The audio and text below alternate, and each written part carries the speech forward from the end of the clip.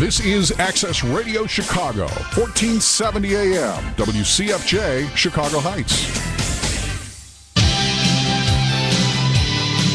Radio Visión y la librería Vida Nueva presentan su siguiente programa.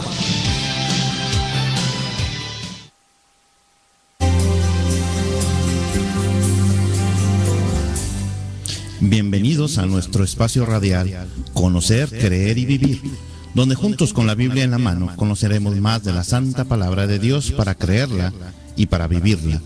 Conocer, Creer y Vivir es un programa producido gracias al patrocinio de la librería Vida Nueva, la Red de Oración y el Seminario Bíblico Hispano a través de las ondas radiales de Radio Visión, la frecuencia que te bendice.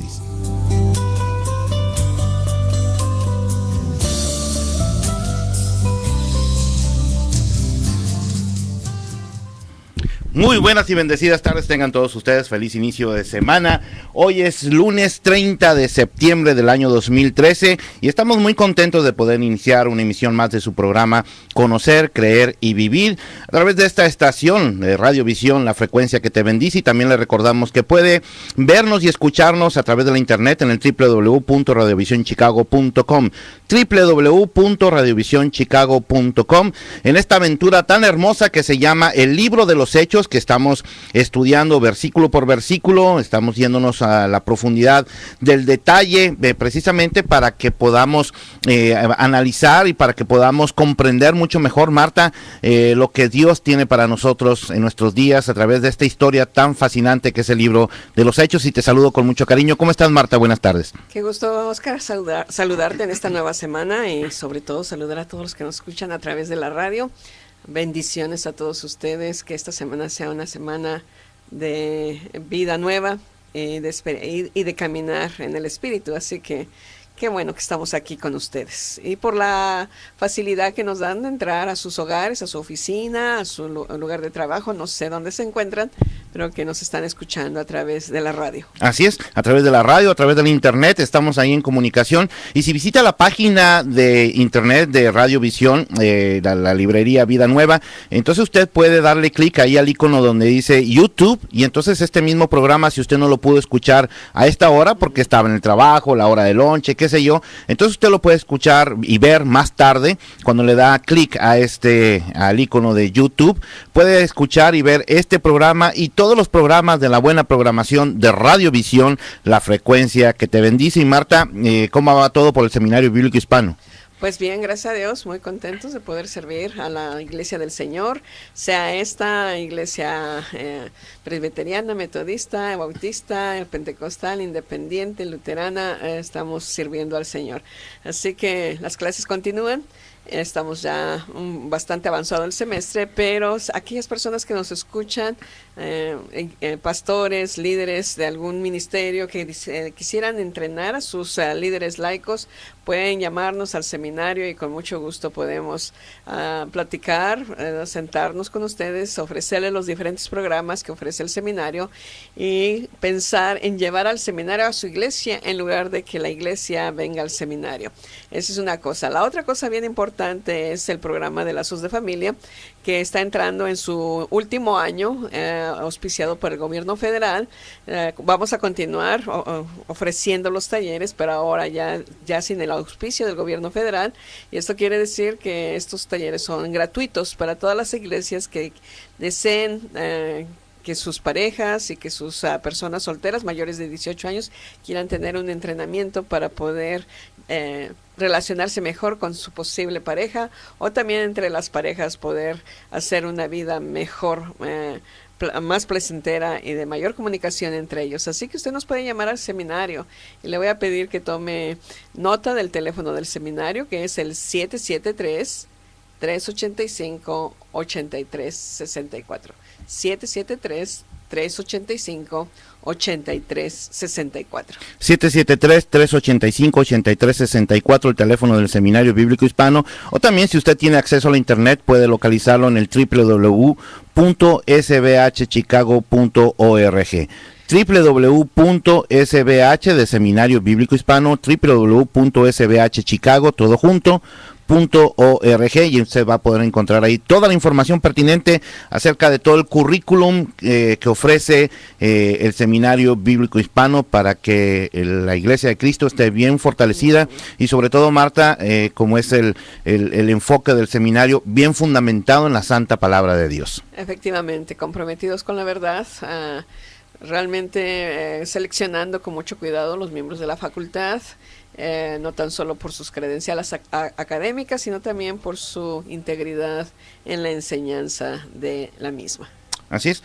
Y bueno, ya si dicho todo esto, Marta, si todos nuestros amigos tienen listas sus Biblias, los invitamos a que las abran ahí en el libro de los Hechos, en el capítulo número 11. Estamos terminando el capítulo número 11, vamos a iniciar el capítulo número 12, que son bien interesantes. La historia se va volviendo cada vez más interesante, Marta.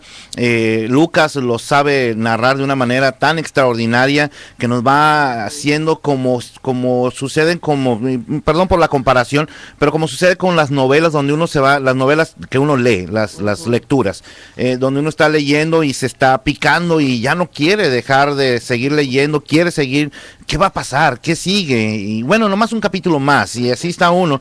Bueno, Lucas narra de una forma tan magistral, pues claro, está guiado por el Espíritu Santo, tan magistral la historia del inicio de la iglesia, que uno no puede quedarse ahí a la deriva, Marta, quiere uno seguir leyendo y leyendo. Así es, y de eso se trata, de poder realmente caminar para conocer la Escritura y también a la vez de que la conocemos empezamos a creer y a ver esos principios que se aplican dentro aún de un libro tan histórico como lo es Hechos, o sea, de carácter histórico, pero cómo podemos conocer, creer y para después, ¿verdad?, vivir nosotros mismos, porque la iglesia, o sea, la historia de Hechos, el libro de Hechos continúa en nuestras propias iglesias, en nuestras propias vidas y se está escribiendo el día de hoy. Así es, todavía la historia la sigue escribiendo el Señor a través de ti, Marta, a través de mí, sí, y a través de toda su iglesia. Todo el mundo. Gloria sea al Señor. Muy bien, entonces estamos ahí en el libro de los Hechos, capítulo 11, versículo 27. Vamos a terminar el capítulo 11, Marta, el día de hoy. Y vamos a iniciar el capítulo 12 también, si hay tiempo, porque siempre hay mucho que decir y siempre como que nos quedamos con ganas de seguir hablando. Así de que, versículo 27 del capítulo 11 dice: en el nombre del Padre, del Hijo y del Espíritu Santo, y el pueblo de Dios dice amén. En aquellos días unos profetas descendieron de Jerusalén a Antioquía, y levantándose uno de ellos llamado Ágabo, daba a entender por el Espíritu, o Agabo, no sé cómo se pronuncia, Marta, ¿cómo lo pronuncias tú? No tiene acento. No, entonces, Agabo. Daba a entender por el Espíritu que vendría una gran hambre en toda la tierra habitada, la cual sucedió en tiempo de Claudio. Entonces los discípulos, cada uno conforme a lo que tenía, determinaron en enviar socorro a los hermanos que habitaban en Judea, lo cual en efecto hicieron, enviándolo a los ancianos por mano de Bernabé, ¿te acuerdas de nuestro amigo Bernabé? Sí. Y de Saulo. Sí. Amén. Qué bueno, ¿verdad? Aquí es una interesante una interesante historia que nos recuerda que en Antioquía los creyentes entonces empezaron a crecer por el pueblo gentil, o sea, por aquellos que no eran judíos. Y cuando habla la escritura de los griegos, se refiere a los cristianos de habla griega que de Chipre pasaron a proclamar, ya no a los judíos, sino también a los nacidos en Grecia y cuya primera lengua era el griego. Así que la iglesia antioqueña es básicamente una iglesia gentil, personas que no pertenecen al pueblo judío, que no han conocido muy a fondo la escritura porque son gentiles de nacimiento, pero que realmente empiezan a entender la proclamación del evangelio a través de Saulo y de Bernabé. Ahora, ¿te acuerdas que en el versículo 25, cuando Bernabé llega, se da cuenta de que es mucho el trabajo, que la iglesia está creciendo, él enseña, él predica, me imagino que también evangeliza, y se le empieza a llenar tal vez los diferentes grupos que se reunían antes en casas? Antes no había templos como los conocemos el día de hoy, sino que las reuniones eran en casas, y empiezan a crecer esos grupos que ahora conocemos como grupos celulares o grupos hogareños, el nombre que usted le quiera dar. Empezaron a crecer y se dio cuenta Bernabé que ya no podía él solo y dijo, bueno, ¿quién más, verdad, que puede venir? pues Pablo. Y porque Bernabé es un misionero por excelencia. Bernabé era el más indicado y por eso los apóstoles de Jerusalén lo mandan a él, porque en primer lugar él es judío de nacimiento, pero extranjero a su vez, y se cree que Bernabé era trilingüe, que hablaba el hebreo, que hablaba el arameo y que también hablaba el griego. Así que conocía muy bien la cultura. Algunos dicen que aún hablaba latín. Sí. Así que era un hombre bastante educado, bastante preparado, pero también tenía algo muy característico de él. Conocía la cultura de Antioquía, y por eso fue el enviado por excelencia, que hizo impacto y que alcanzó a los gentiles de una manera bien sistemática. Y cuando le creció la iglesia, entonces ya no puedo más, voy por Pablo.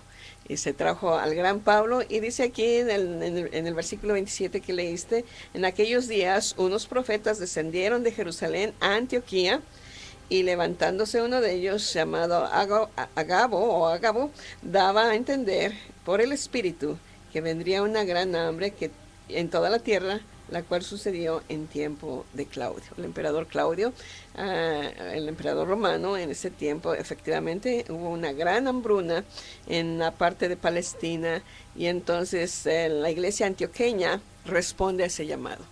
Y lo hace de una manera muy generosa, porque aquí dice: entonces los discípulos. ¿Cuáles discípulos? Pues los discípulos gentiles, no eran los judíos, eran los discípulos gentiles. Nueva iglesia en formación. La nueva iglesia en formación. Dijo: no podemos quedarnos con los brazos cruzados, no podemos pasar por alto el hecho de que nuestros hermanos allá en Jerusalén van a sufrir hambre. Vamos a recolectar un dinero. Y sucede cada vez que escuchamos alguna desgracia en nuestros países. Por ejemplo, imagínate la situación que sucedió recientemente en México, con las lluvias torrenciales, con esos tremendos huracanes que hubo, la devastación. La iglesia del Señor siempre se hace presente, se hace extraordinariamente, se hace presente, y es exactamente lo que está pasando aquí. Va a venir una gran hambruna, una gran sequía, no va a haber alimento, el ganado va a morir, por falta de alimento, y va a haber esta situación. Y los discípulos, ¿verdad?, se preparan de antemano, y entonces envían socorro. Determinaron enviar socorro a los hermanos que habitaban en Judea. Ni siquiera los conocían, sabían de la iglesia creciente allá en Jerusalén, en Judea, sabían del área, cómo estaba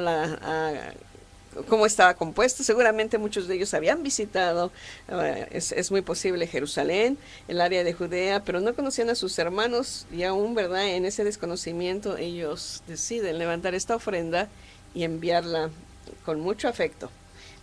Porque dice el 30, lo cual en efecto hicieron, enviándolo a los ancianos por mano de Bernabé y de Saulo. Marta, y esto también nos lleva, a mí me llamó mucho la atención cuando estaba leyendo esta porción de la palabra, el sentido de lo que es la palabra profética, que hoy en nuestros días parece que se ha malentendido, se ha distorsionado, y se ha centrado en el hombre que dice profetizar, se centra en él en lugar de centrarse en el Señor.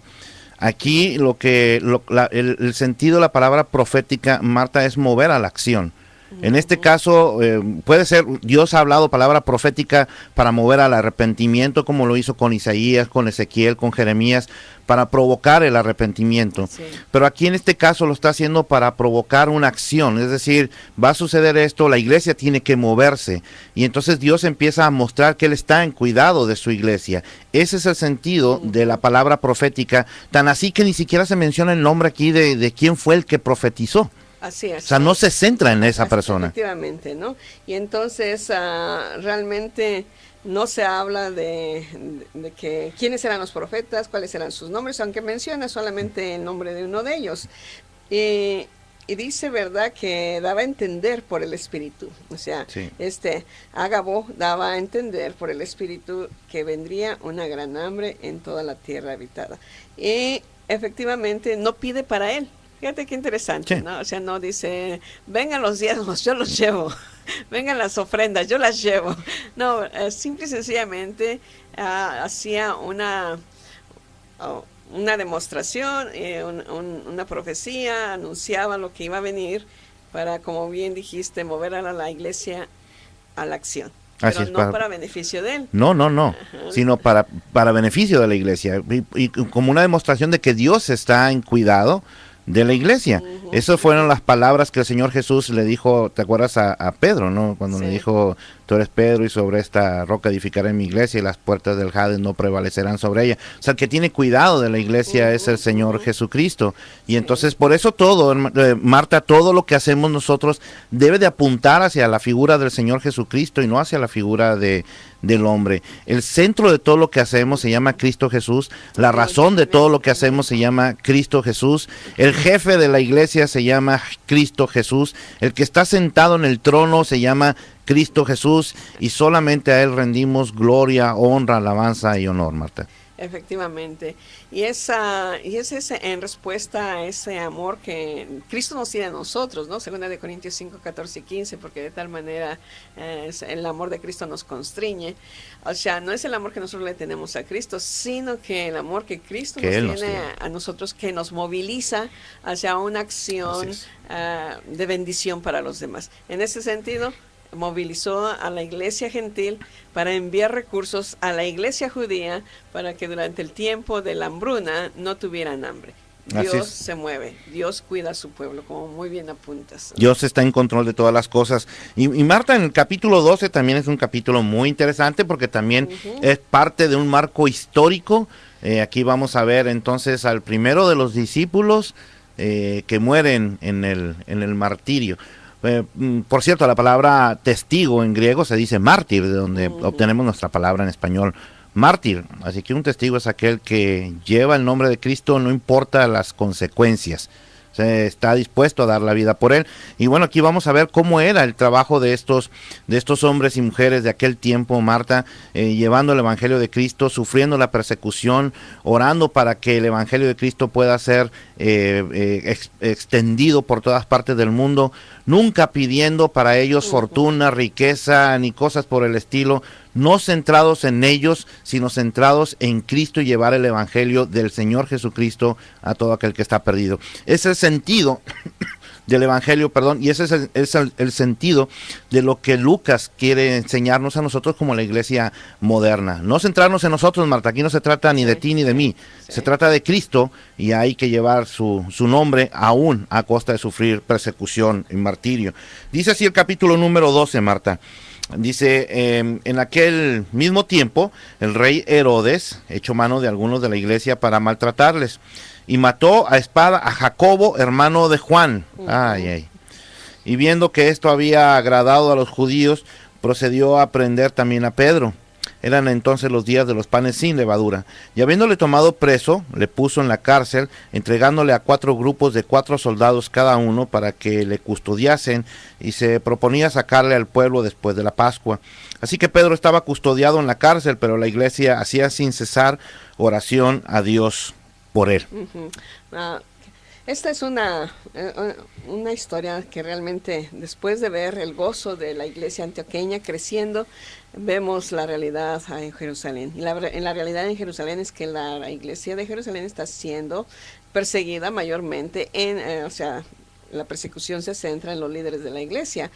Y es aquí que Herodes, no Herodes, aquel que mandó a matar a los niños, porque ya Herodes ya murió. Ya había muerto. Y después de que él muere, pues se divide todo su reinado, todo su... donde él tiene autoridad con sus 3 hijos, y uno de esos hijos era Herodes, Herodes Junior, vamos a poner el Junior, ¿no? Este es el Junior, que interesantemente es judío, o sea, él es judío, o sea, pero obviamente como sirve a los intereses romanos, entre los judíos es odiado, no es aceptado, o sea, no tiene gran aceptación. Pero él quiere congraciarse con los judíos, de tal manera que hace prisioneros tanto a Pedro como a Jacobo, y entonces mata a Jacobo, el hermano de Juan. Sí. O sea que es un hombre sanguinario, un hombre que no tiene escrúpulos, un hombre que con tal de salirse con la suya, no le importa ejecutar a personas inocentes, como en el caso de Jacobo. Pero mira cómo dice aquí, esto agradó a los judíos. O Sí. sea, el evangelio siempre ha tenido sus enemigos. Y en el libro de los Hechos, los mayores enemigos del evangelio, de la palabra predicada de Jesucristo, fue el propio pueblo del Señor, los judíos. O sea, a los suyos vino y los suyos no lo recibieron. Y nos dice en el Evangelio de Juan 1, ¿no? 1:9, ¿no? Más a los que le recibieron, a los que creen en su nombre, entonces Dios les dio la potestad de ser hechos hijos de Dios. O sea, el verbo de Dios hizo carne y vino a los suyos y los suyos no le recibieron. Y aquí seguimos viendo esa historia Sí. se sigue desarrollando, ¿no? Porque Herodes, siendo judío, aunque es un judío, ¿verdad? De aquellos que nadie quiere, o sea, persigue Los a la iglesia. non gratos. Los non gratos, ¿no? Aquellos que deberían de estar en una lista negra. De hecho estaba en la lista negra. Y estaba en la lista negra de los judíos y también, ¿verdad? Me imagino que no estaba en la lista negra de los cristianos. Los cristianos me imagino que oraban por él. No podemos, Sí. ¿verdad? Si pudiéramos entrevistar el día de hoy a aquellos cristianos y decir, ¿me puede dar la opinión de ese Herodes? Seguramente dirían, bueno, Herodes es un hombre muy malo, muy un gobernante Sanguinario. sanguinario y además injusto. Pero oramos por él. Hay que orar por él. Y ese es el llamado de la palabra de Dios. Ajá, Estar orando por efectivamente nuestros está bien. gobernantes. No dice que los buenos gobernantes, dice por nuestros gobernantes. nuestros gobernantes. Hay que estar orando por ellos. Marta, me llama mucho la atención que apuntes al hecho de que Herodes Jr. era judío, porque Herodes Sr., o sea, el papá, no era judío. Era idumeo, ¿tú te acuerdas? Sí. Pero supo también cómo metérsele a los judíos cuando construye o reconstruye el templo, y lo hace de una manera también fenomenal, magistral, con dimensiones mayores todavía. Trató de congraciarse con ellos. Sabían cómo meterse con el pueblo judío, Claro. sabían que era a través de la religión, Marta, podían manejar, podían tener controlado ahí al pueblo a través de la figura de autoridad del pueblo judío, que era la religión, la figura de Moisés, la figura de Abraham. Si los tiene contentos con eso, los tiene contentos con otro. Por supuesto. Entonces, el padre fue, entre comillas, Herodes Senior, entre comillas, era un judío prosélito, ¿no? O sea que de nacimiento no era judío, pero que aparentemente se había convertido al judaísmo desde el momento en que decide construir nuevamente o sea, el templo para los judíos, quiere congraciarse con ellos. Los judíos, fíjate qué interesante, porque aquí los judíos muestran su interés personal, ¿no? En que se les dé un trato preferencial, en que se construya el templo, en que se les dé cierta libertad política, pero también mucha libertad religiosa. Así que mientras ellos están en esa situación, soportan a una persona, porque Herodes es terrible, ¿no? Cuando leemos, por ejemplo, el Evangelio de Mateo y vemos cuántos niños mandó a matar y casi enloquece, ¿no? Cuando supo que el Señor Jesucristo había nacido, y los magos del Oriente le preguntan, ¿no? ¿Dónde ha nacido el rey de los judíos? ¿Cómo que los reyes de los judíos? Sí. El rey de los judíos soy yo. Sí. Y realmente se enloquece de celos y hace tantas barbaridades. Pero mira, mientras esté parcialmente de nuestro lado, lo soportamos. Y qué triste es pensar que en algún momento la Iglesia del Señor puede ser parcial y decir, lo que me conviene, eso lo voy a tomar. Sí. Lo que no me conviene, lo voy a desechar. Sí. Entonces, ¿verdad? Me saco fotos hasta, ¿verdad? Con no sé con quién, porque eso conviene para las relaciones públicas. Es a lo que iba, Marta, es precisamente a lo que iba. Que hoy en nuestros días no ha cambiado la cosa tampoco. Al pueblo se le da, ¿cómo dicen? Pan y circo. Pan y circo. Ajá. Al pueblo pan y circo. Entonces, mientras lo tengas contento con la religión, o sea, tú puedes estar haciendo de las tuyas, robándote todo el dinero de todo el pueblo, haciendo tus desmanes y desórdenes dentro del pueblo, haciendo todo lo que está contrario a la palabra de Dios, pero tocas la figura de la religión del pueblo y entonces la gente te empieza a tolerar y hasta ver como alguien no tan malo, ¿verdad? No es tan malo, ¿verdad? Tal vez es medio descarrilado el pobrecillo, ¿verdad? Pero no es tan malo, ¿verdad? Porque nos ha dado esto, nos ha dado lo otro. Todavía, hoy en día, sigue siendo causa de manipulación la religión, Marta. Y mientras no esté la palabra de Dios, no sea el centro de todo lo que nos mueve, entonces los gobernantes van a seguir manipulando a lo que creen que es la iglesia de Dios. Sí, fíjate qué interesante, porque si tú te acuerdas, o sea, el papá de este Herodes, Herodes Jr., el papá de Herodes Sr., como dijimos, construye el templo y les da plena soberanía a los judíos de hacer en medio del templo lo que ellos quieran. De tal manera que permitían que otros judíos vendieran obviamente los animales para el sacrificio, y muchas veces la gente que venía de muy lejos pues obviamente no podía traer ni sus corderos ni sus palomas para el sacrificio. Entonces lo más conveniente era como el convenience store, ¿no? Como el 7-Eleven. Ajá, tienda de conveniencia. Ellos permitían que estos mercaderes vendieran esas o sea, vendieran los animales para el sacrificio, pero lo hacían con comisiones muy altas. O sea que la gente que vendía las tortolitas o tal vez el corderito, que eran ahí los mercaderes, y que hacían cambio de moneda porque venían desde muy lejos, o sea, los otras judíos, naciones. los judíos, tanto prosélitos como también aquellos que eran judíos que a través de la diáspora del 585 a.C. habían salido del área de Palestina, regresaban para adorar en el templo. Era algo que ellos tenían, una cosa muy importante en su vida, y se hacía este tipo de mercadería. Y Herodes no les impone impuestos sobre las ventas de eso, sino que les da pleno acceso. El día de hoy me parece que está sucediendo mucho en nuestras iglesias, cada vez más y más vemos hermanos involucrando iglesias en eso de lo que se llama que las ventas de vitaminas, que en las ventas de servicios, que en las ventas de esto y del otro, y verdaderamente algunas de nuestras iglesias se han convertido en mercados. En centros de negocio, Marta. En centro de negocio. Y se ha perdido por completo el significado, el sentido de lo que es una iglesia. Por eso siempre mi insistencia, y yo te agradezco el mensaje que trajiste ayer a la iglesia de Kildare, porque siempre la insistencia es la misma, Marta. Mientras estemos enfocados hacia adentro, entonces ese tipo de cosas van a ocurrir.